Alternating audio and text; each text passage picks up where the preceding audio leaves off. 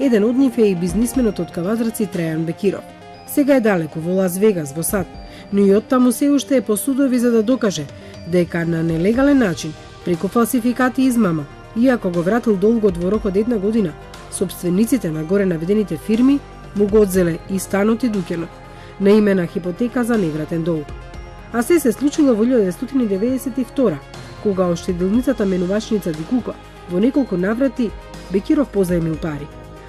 Според доказите кои ги поседува неговиот адвокат Ицо Колевски, иако долгот е вратен во 2011, неговиот клиент, кога сака да го продаде станот, дознава дека му е под хипотека, не само станот, туку и дуќанот.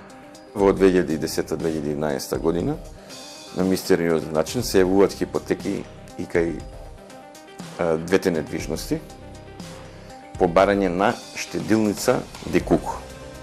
И од овде почнува голготата на Бекиров, да докаже дека сите оние белешки, договори, уплатници што ги чувал, покажуваат дека е подмирен долгот.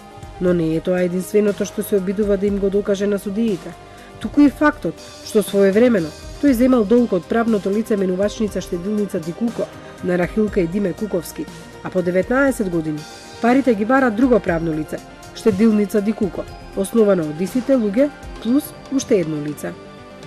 Утврдивме дека штедилница менувачница Дикуко е правно лице кое што поднело до Народна банка барање да биде банка и врз база на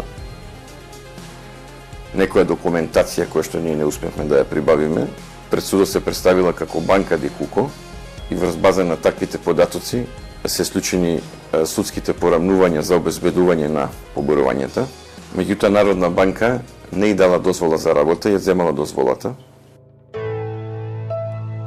Адвокатот тврди дека сопствениците се представувале лажно дека се сопственици на банка и тврделе дека Бекиров не го вратил долгот.